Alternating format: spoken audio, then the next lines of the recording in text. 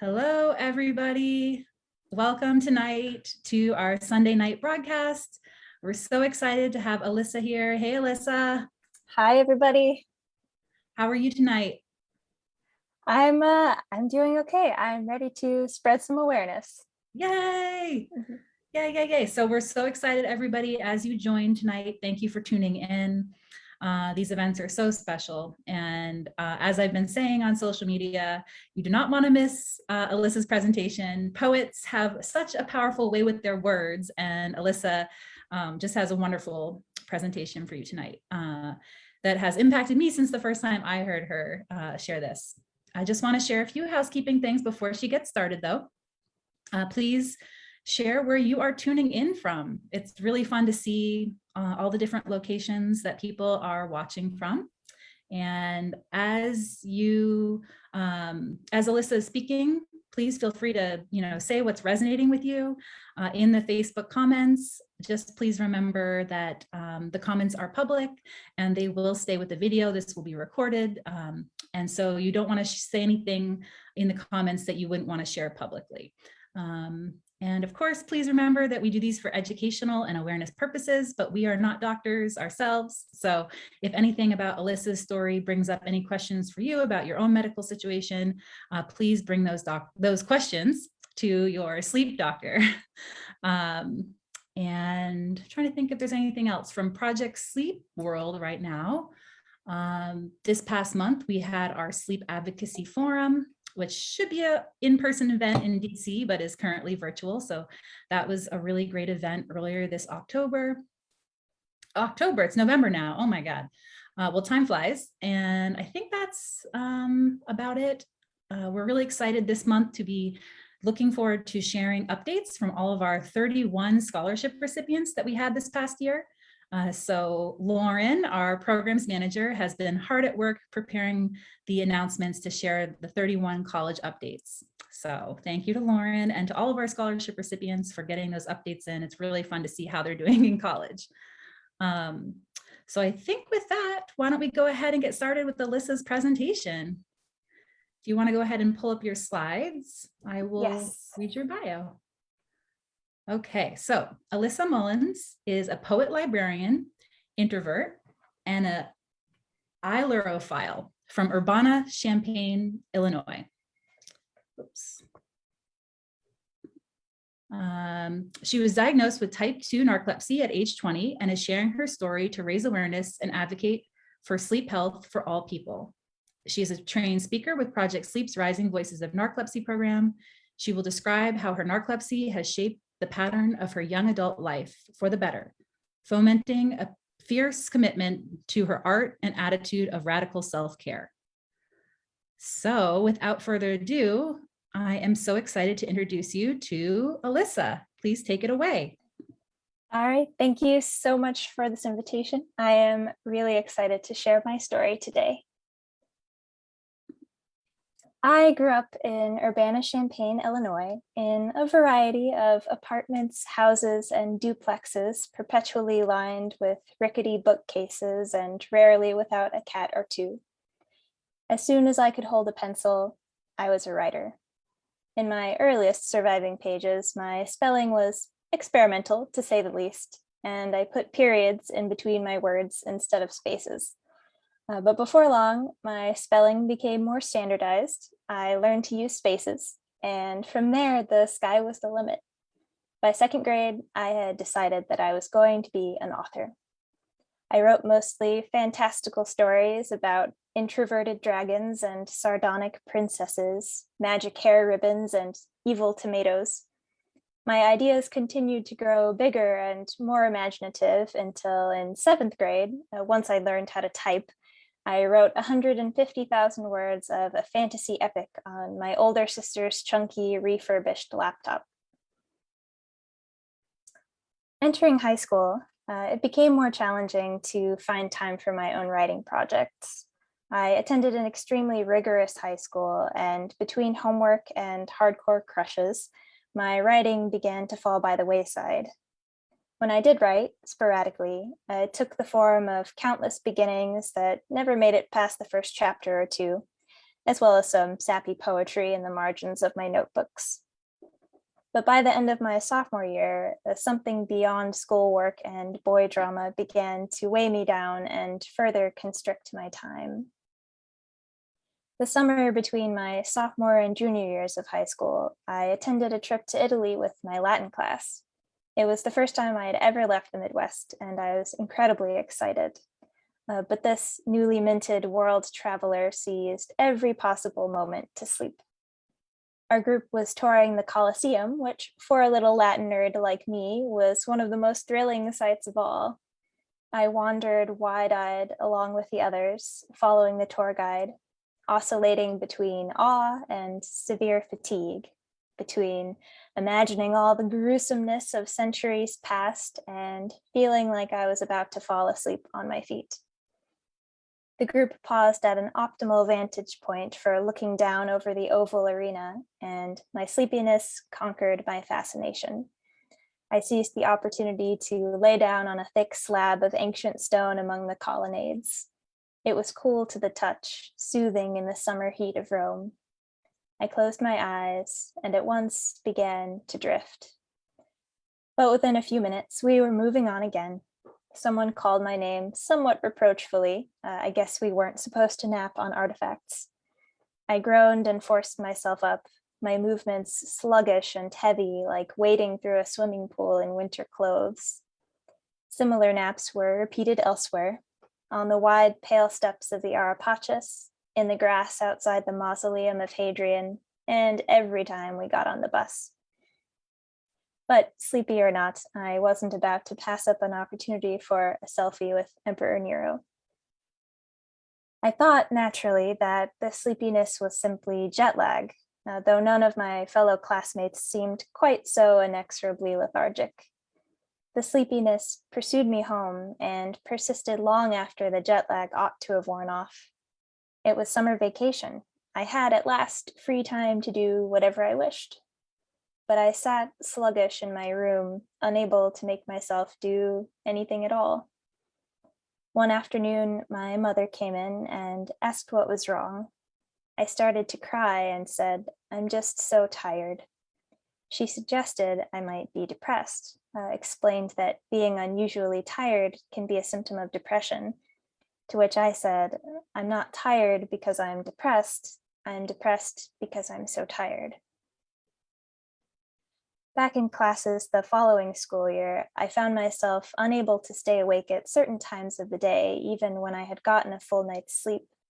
I had never ever slept during a class, but now, especially in classes that fell around 10 or 11 in the morning or 2 or 3 in the afternoon, no matter how hard I tried, I could not force my eyes to stay open. I never fell asleep without a vicious fight, struggling and struggling to keep my head up and my eyelids from drooping.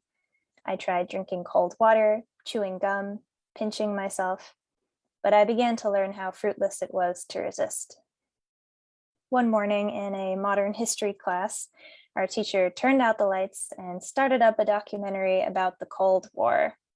Within minutes, my head was on my desk. I knew by then that trying to fight the sleepiness would only be a losing battle. Later in biology, the lights stayed on, and I miraculously managed to keep my head up and my eyes open, as far as I could tell. But when the bell rang at the end of class, I looked down at my notebook and found nothing but a few illegible scribbles, and I couldn't remember a single thing our teacher had talked about, as if I had forgotten to press the record button on my brain, which led me to wonder whether or not I really had kept up the guise of being awake. Despite dozing in my classes, I kept up with my schoolwork. I had a part-time job as a dining room server at a retirement home, and I had a long-term boyfriend, still together today. But I devoted less and less time and energy to other friends and family, and almost none to reading and writing for fun. I did what was required of me, but had little left for what I wanted to do. Although, to be honest, all I wanted to do was sleep anyway. In addition to my relentless sleepiness, I also experienced vivid dreams that often seemed to bleed together with waking reality and occasional sleep paralysis. The first time I remember was as I was falling asleep one night. I heard a loud banging sound as if someone were kicking my door, and I felt a shadowy intruder enter the room. I was unable to move, but my heart was racing. And when, after a minute or two, I finally snapped out of it and fumbled to turn on the light, no one was there. My door was closed. Everything was quiet. I called out for my mom without leaving my bed, like a little kid after a nightmare. She came in and kept me company until my adrenaline settled down. We did some Googling and identified what I had experienced as sleep paralysis, which is possible for anyone to experience even without any underlying disorder. So I didn't think it was a symptom of a specific condition or link it to my sleepiness until much later. Fast forward to my sophomore year of college. I was an English major and a recipient of a writing fellowship. I'd gotten a respectable smattering of short stories and poems published in collegiate literary magazines and found a supportive writing community among other recipients of my fellowship. I had been doing my best to adapt to my low energy level.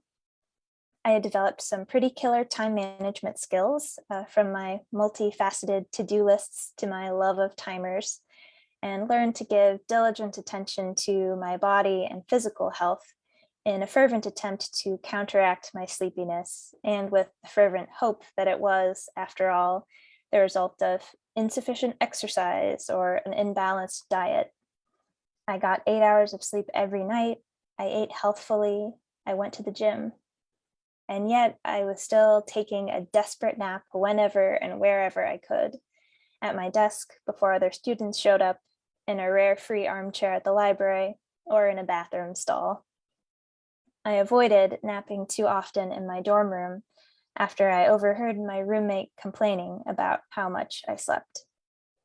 As far as I could tell, I was taking much better care of myself than any of my classmates, and yet I still seemed to have less energy than the friend who had just pulled an all-nighter and eaten Oreos for breakfast.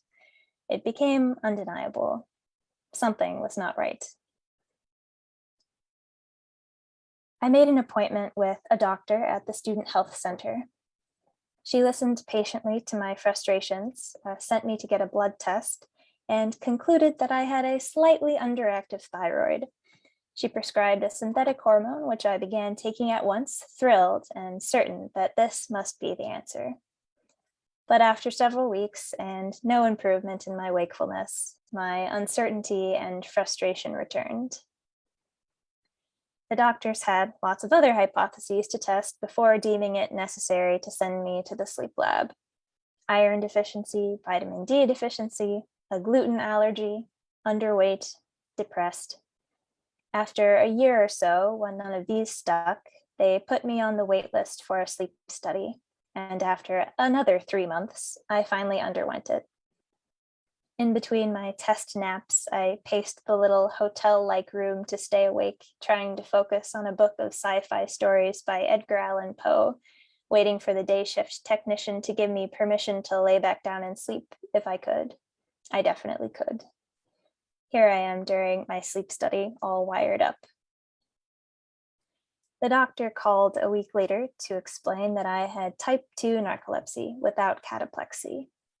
Finally, after a year of doctor's visits and false diagnoses in my junior year of college, I had a name for what I had been experiencing since high school.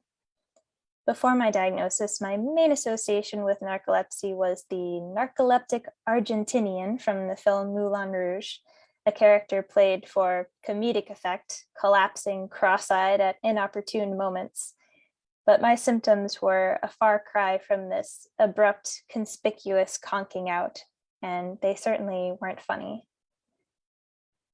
It was a relief to have a name for what I was experiencing, but knowing for certain that my sleepiness was not some passing quirk of adolescence, not some hormonal or mineral deficiency capable of being remedied, but a legitimate disorder with no cure, the diagnosis felt like a life sentence.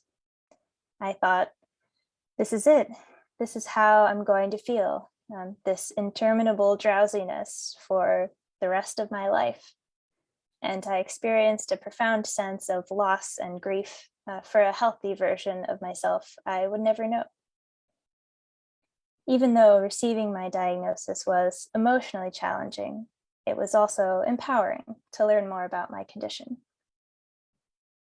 Pause for a quick drink.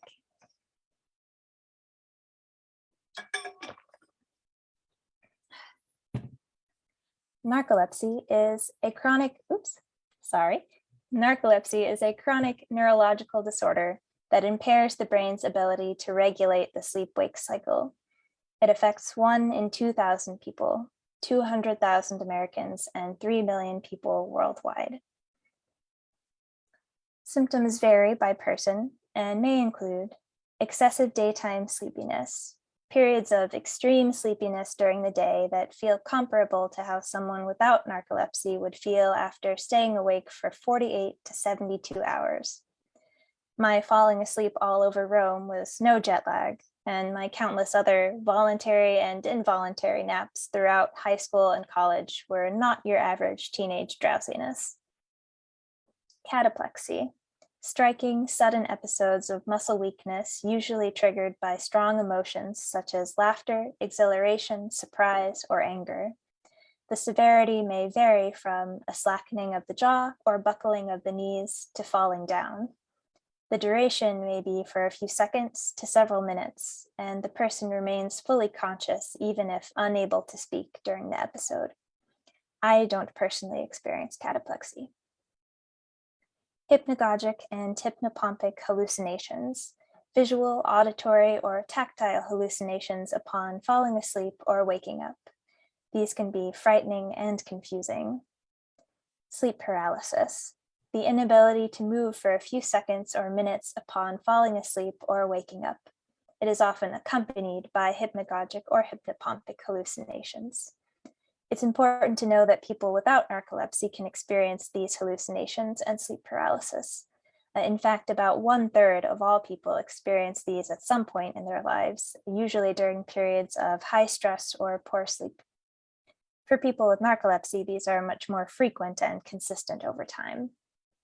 That's what I read when I first experienced sleep paralysis, the shadowy intruder in my room, which is why at the time I didn't realize it was a symptom of a particular condition.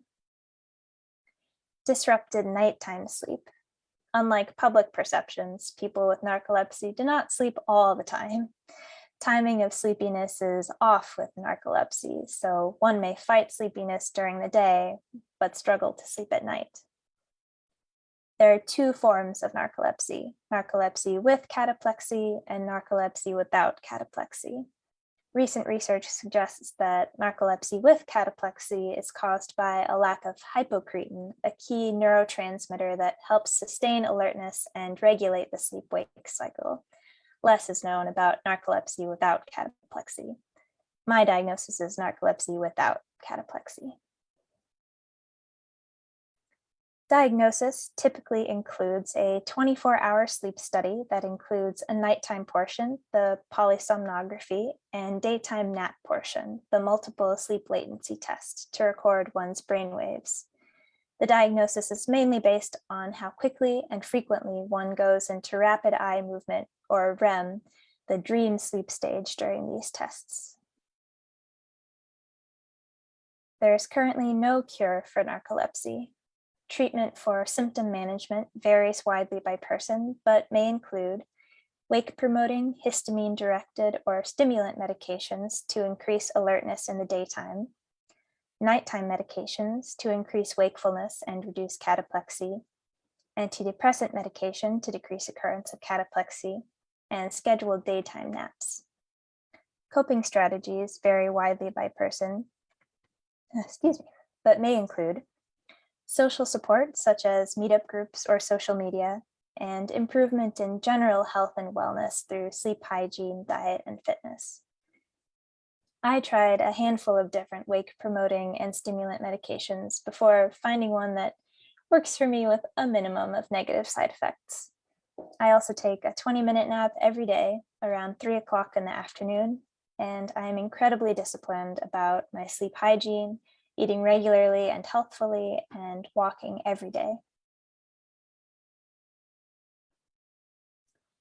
Even with the help of medication and all my self-discipline, I walk a narrow tightrope of functionality, and the smallest deviation from my careful routine still threatens to plunge me into pessimism. Since being diagnosed, I've realized that although narcolepsy hasn't hacked away years of my life all in one, it trims my potential subtly daily, shaves off an hour here, an hour there, an hour writing, an hour with a friend. It's taken me a long time to come to terms with the limitations my narcolepsy has imposed on my life, and the most emotionally challenging period was ill-timed. Less than 3 months after my diagnosis, I departed for Ireland for my much anticipated semester abroad. My flat was right in the middle of Dublin, a busy, crowded environment that drained and overwhelmed me. My room was on the 7th story and had a window from floor to ceiling at the far end. This is the view. Most nights before bed, I had no energy to do anything except sit in the window, listening to music and watching the bustle of the city down below, feeling utterly isolated. Many mornings I began to cry as soon as I woke up, dreading taking my new stimulant medication, which made me feel anxious, jittery, and irritable. It was effective at preventing me from falling asleep, but it didn't exactly make me feel awake. And every time it wore off, all the exhaustion it had been keeping at bay burst in redoubled. It hardly felt like a worthwhile trade-off, taking a drug that made me feel like a shadow of myself just to go through the motions of school and then crash every evening. I raged against the lack of control I felt over my symptoms and my dependence on my medication. I raged against my academic obligations and against my peers for their uncanny capacity to repeatedly dilute the quality of their sleep with late night procrastination and beer, and somehow continue to function. I raged against the whole city for being so loud and so fast and so ignorant of what it was like to be me. While everyone else seemed to be having a marvelous time, I felt as though my precious semester abroad was trickling down the drain. I felt like it was all going to waste. But I learned something of incomparable value during those exhausted, lonely days. Fierce autonomy. A deep necessity clawed at my gut. The determination to choose how I spent my meager wakefulness, and never again to allow school and work to take first pick of my fruitful hours and leave behind only the bruised and rotten ones for my own pursuits. I began to carve out more and more time for myself, for exploring Dublin, for sitting in museum cafes and writing poetry, and walking in Phoenix Park. It wasn't particularly encouraging at first. Even when I tried to reserve my energy for adventures, I inevitably ended up being too tired to enjoy myself. I once skipped classes to take the train to the seaside, but by the time I'd walked and ridden and waited and ridden and walked, windswept from station to drizzling shore, it was already too late to derive any enjoyment from the experience. My medication was keeping me awake, but a supreme emptiness had blossomed where the torpor should have been. I'd packed a spinach salad with dried cranberries and goat cheese crumbles and a PB&J. I ate them with numb fingers at a picnic table by the shore, then turned around and left.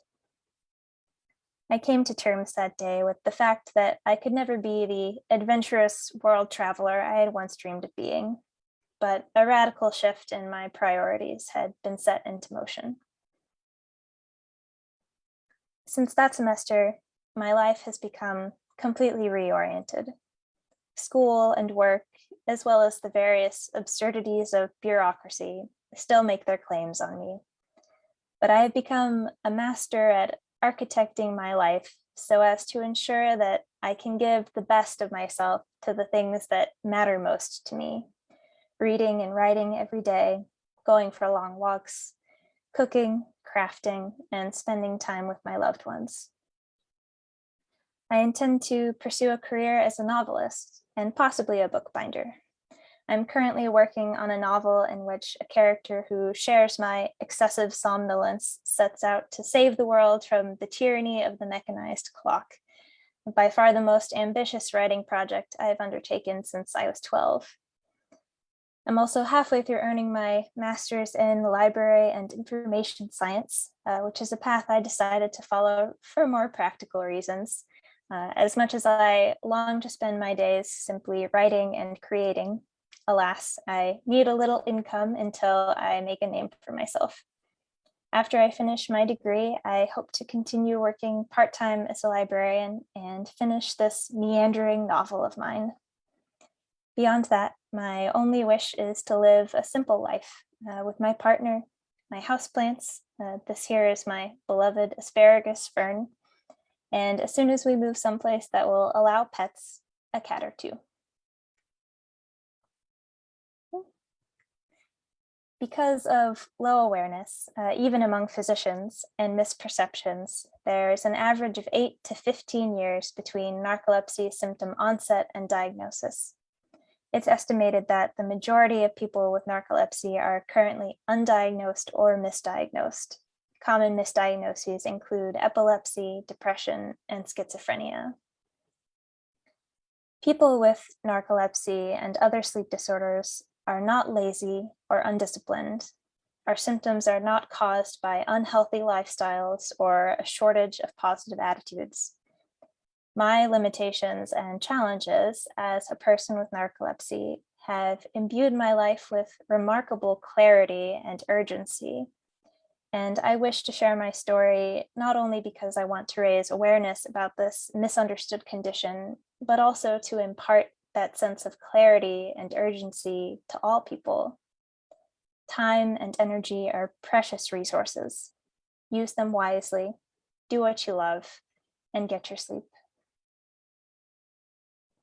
I am sharing my story today as part of the Rising Voices of Narcolepsy, a program of the nonprofit organization Project Sleep that empowers patient advocates to share their stories and improve public understanding of narcolepsy. Thank you for listening to my story. Yay! Great job, Elissa. Thank you. If you want to go ahead and unshare your slides, and we can Yes. see each other. Stop share. There we go. So, wow, wonderful presentation. I told you guys you wouldn't want to miss Elissa's powerful way with words. I find myself wanting to write down almost everything you say, Elissa. Well, thank you. You have such an incredible way of saying things that resonate so much with my own experience, and I know with other people's. So please, folks, go ahead and put questions in. We've already got some great questions coming in for you. And I'm going to go ahead and start with a few of my own questions as well. So I guess first, I was wondering a little bit more about your social experience. You know, I think you mentioned having a partner long-term. And so I couldn't remember though, if that was through your diagnosis process, the same person and how that went, or friends and family. So how has the social experience been? Yeah, I'm lucky to have very supportive friends and family. I know that they're always there for me at the end of the day. But to be honest, a lot of the coping I've done with my narcolepsy has been mostly a solo journey. Again, when I went abroad in Ireland, I could call my family and my partner, but I was mostly just alone there. And I'm also such an introverted person that when I'm having a tough day, I tend not to reach out for social support. Those tend to be the days when I just need to be alone. So even though I know that my family and friends are out there and always there for me, the social support hasn't necessarily been an integral part of the way I've come to terms with my narcolepsy. Yeah. Have you shared about having narcolepsy with any like strangers usually, or do you kind of keep it private? Well, I always share it with new professors in my classes, and with my coworkers at work as well. I have this impulse to share because I feel like it's such a big part of my life. It feels weird to keep that hidden. Like I don't want that to be the only thing people think of when they see me, but I also, want them to know what I'm going through. And, I kind of want people to know how hard I have to work to, accomplish everything that I do. So. And how have those conversations gone? Because I know you mentioned like your only association before your diagnosis was from Moulin Rouge, which I remember as well. Yeah. I love that movie. Yes. Such a good musical, but have you gotten people, how have their reactions been at first? It's been a mix. A lot of people have been very, very polite about it, but have, clearly they don't understand exactly what narcolepsy really is. Some of the first professors back in college that I shared my diagnosis with, one of the first things they said was, "Oh, I've never seen you fall asleep in class."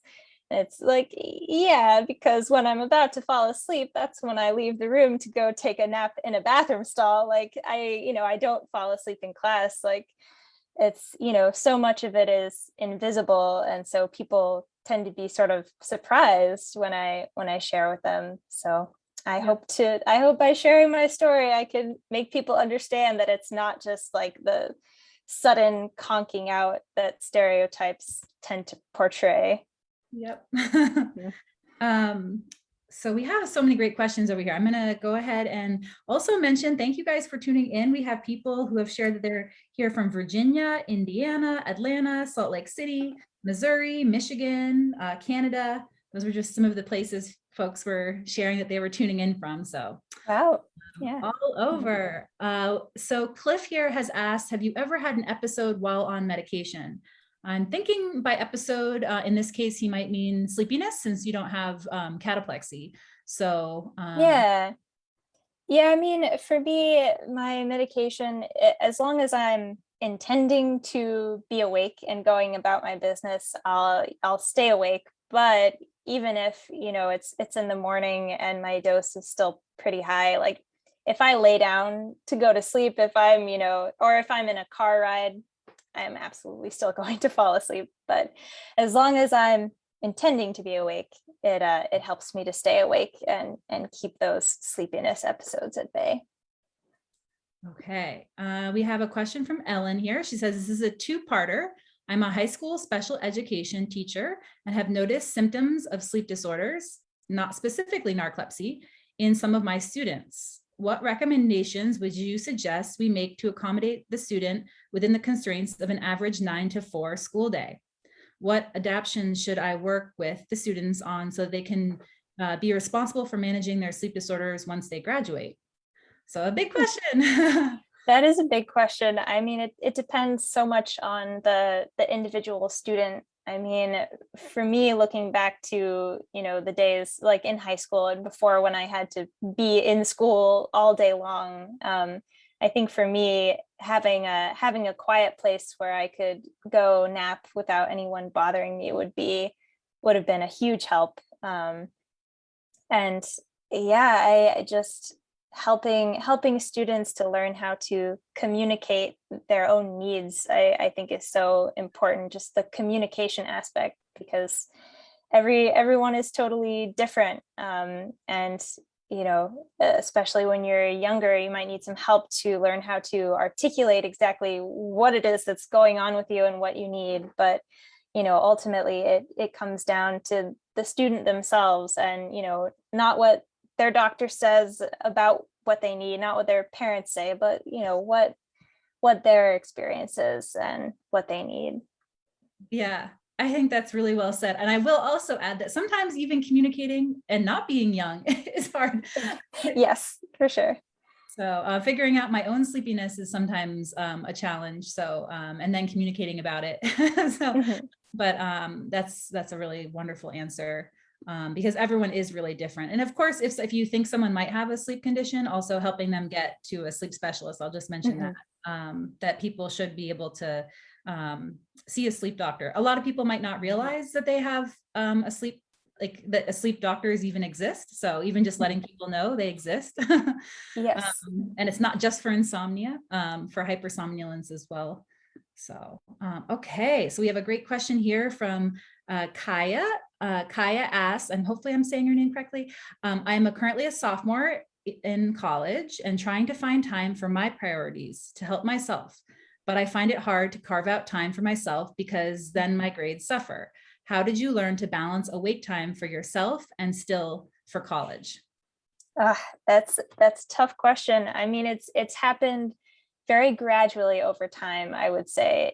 It's all about making small adjustments as you go along. I think the number one tip I would give is to build in time for, you know, your own passions and your own priorities into your day, you know, in such a way that it'll feel weird if you haven't, you know, done something. Like I always start my morning, I get up and I go sit in the sunlight if there is any. Soon there will not be, winter, yay.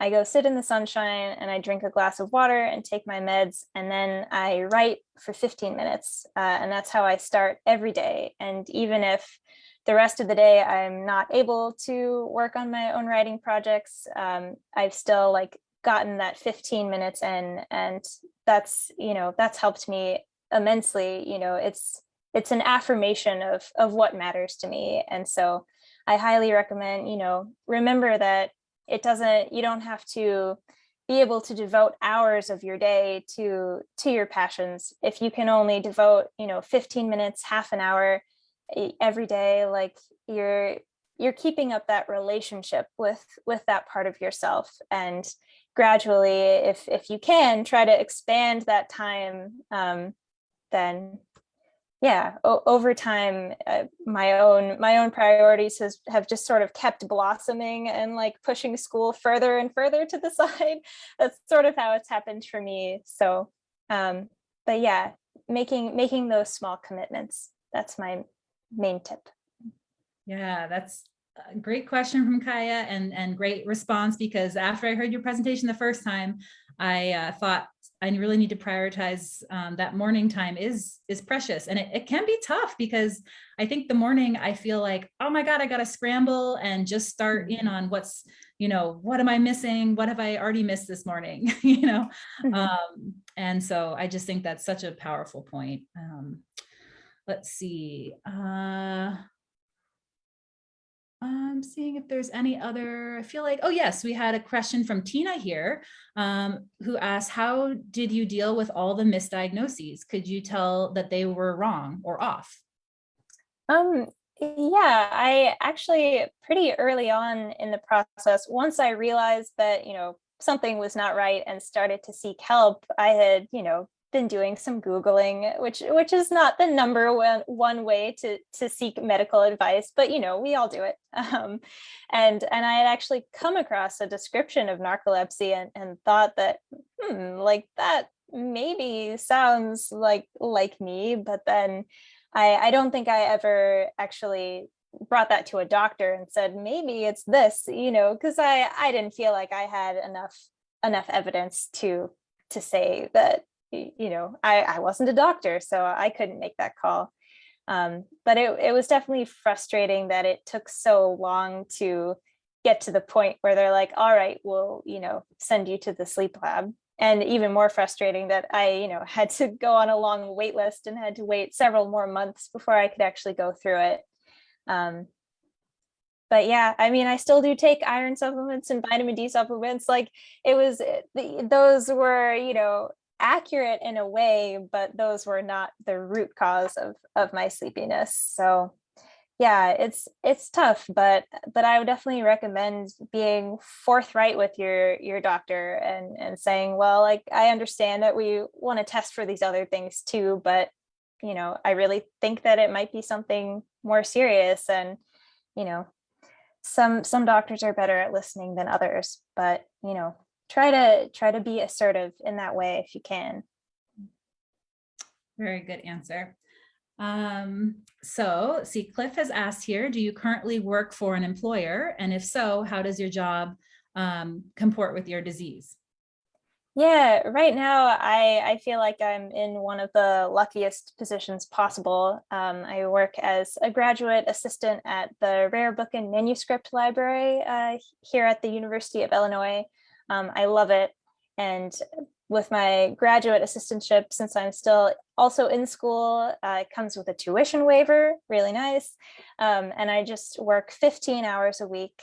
And so I've been able to set up my schedule in such a way that I work 10:30 to 1:30 every day, which gives me time in the morning to start my morning slow, do my writing, not have to feel like I'm in a rush. But then I go to work and then I'm able to come back home, take my nap, rest a little bit, and then I've had all my classes in the evenings. So that schedule has worked so well for me. I feel like I'm in such a lucky position, and I'm, next year after I finish my degree, I'm getting a little anxious about, it's just set up so perfectly now. I don't want to change it, but I'm confident that I will be able to communicate and make sure I get what I need at my next job as well.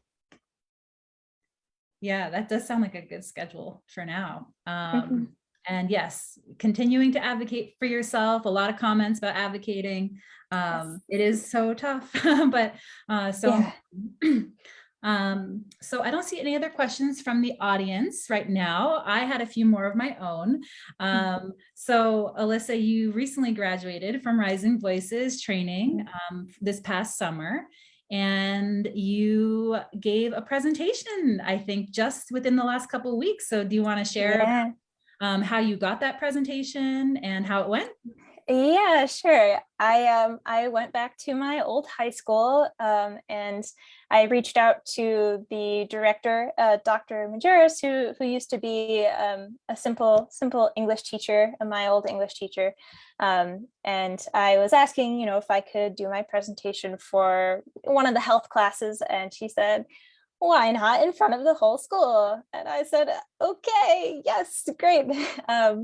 So I ended up going and speaking at their all school assembly, and yeah, I think it went really well. I haven't gotten a lot of feedback from any of the students or staff, but I know that my message reached a lot of ears, and I know that it'll ripple outward, and maybe it didn't mean very much to someone now, but maybe in a couple years they'll know someone and they'll be describing symptoms and they'll say, hey, I remember this presentation, and I know it'll ripple outwards.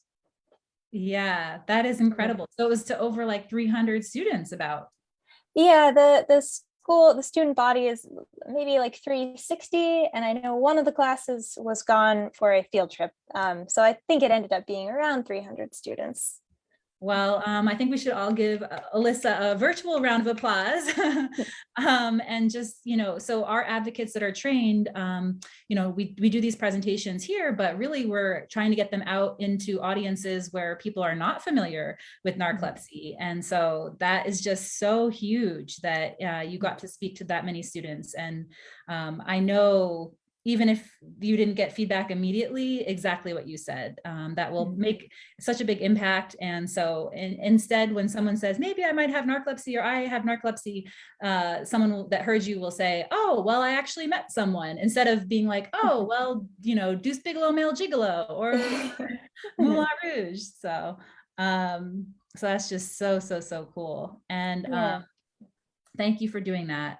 And just so everyone knows, Rising Voices is a volunteer program. So, Elissa's giving her time, her energy, her spoons or her, limited energy to do that work. So we're just so grateful. And Ellen on here, Ellen has asked, how can we get you at her school? So we can follow up with you, Ellen, and try to connect you, depending on where you are, but we can always do virtual. So yes. we are always looking for speaking engagements for our speakers. They have such powerful stories like Elissa, so that would be awesome. So I guess one other kind of funny question, but in your bio, you have that you were an ailurophile, which I'm trying to say correctly. Can you describe what an ailurophile is for those of us that are not super familiar with that term? It translates to cat lover. Cat lover. Yes, it's just a fancy word for cat lover, but I like it. It's Greek in origin. I know my ancient Greek, so that is so cool. And I was just curious too, as a poet and a writer yourself, do you have a favorite poet or a favorite author? Oh, I don't know. That's a tough question. I wasn't prepared for that one. I don't know.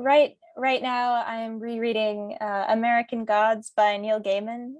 He's definitely one of my favorites. You know, I do like the dark fantasy, epic fantasy. I mean, Lord of the Rings, Ursula K. Le Guin, like those are the ones that are really dear to my heart. Oh, cool. Mm-hmm. So the work that you're working on is fiction, but kind of the main character is someone dealing with sleepiness. And can you just describe it again? They're out to save us from the clock. Yeah, so I mean, it's especially apt talking about it today with daylight savings time and just sort of the absurdity of daylight savings time as a policy and all of the harm it does. But I've thought a lot about just how our world is structured around the clock, and how we're all forced to get up at the same time every day and be at the same place at the same time, and how much I often tend to wish that I had more freedom to kind of give rein to my sleepiness and sort of let whatever my body wants to be doing with my sleep. I hope someday that I'm able to structure my life in such a way that I am able to sleep whenever I like and maybe not have to take a medication. And with the changing of the seasons, I think so much about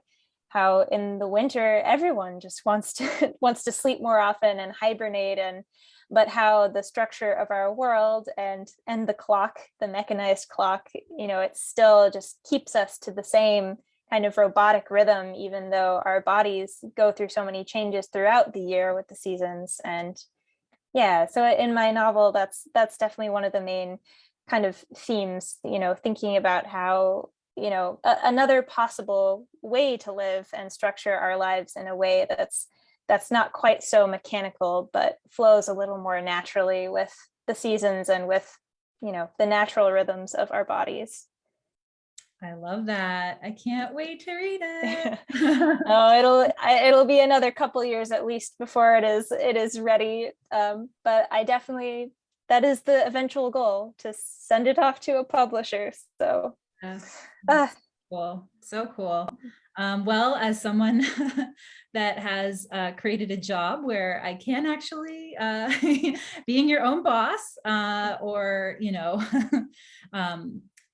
I guess that's not very common, and so I probably shouldn't even joke, oh, well, found your own nonprofit, work really hard for 5 years, and maybe eventually, you can have your schedule on your own lifestyle. And it is such a huge difference. So I do wish more people, and I hope that virtual life, from COVID has created some more flexibility for people. Yeah. Maybe not. So silver lining. Yeah. Yeah. Well, I'm not seeing any questions online. I just wanted to end with one last question, which I did not ask you in advance. But if someone was newly diagnosed with narcolepsy, what advice might you give them? I don't know. I want to think carefully, because I don't know, just that they're not alone, and that, it's okay. Sorry, I want to say it just right, because I always have to get the words just right. I don't know, that it's okay to admit that it's really hard, you know, and like even after you get your diagnosis, I think for a lot of people, you know, they sort of assume like, okay, you have your diagnosis, you have your medication, now everything is going to be great. But that's not really how it works. I mean, after I got my diagnosis, that's really when the emotional part of dealing with that came in. I mean, before that, I was still really sleepy. I didn't have any medication, but I think that my mental well-being was actually, you know, more stable. But then receiving the diagnosis, that's, you know, it's something to come to terms with, even though you are receiving that help. So know that it's okay to it's okay to be upset, and it's okay to grieve, but it will get better, and it'll get easier with time. Well said. Well said. Well, thank you so much, Elissa, for sharing your story tonight. Thank you. And thank you everybody for tuning in. And I can't wait for, well, you're really not on social media, but there are really great comments, lots of love coming in for you on Facebook. And also want to thank Lauren, our programs manager. Lauren has really taken over the management of this program on a day-to-day basis and done an incredible job working with Elissa and a lot of our new grads from this program. So a huge shout out to Lauren for all of her support of these amazing speakers and advocates as well.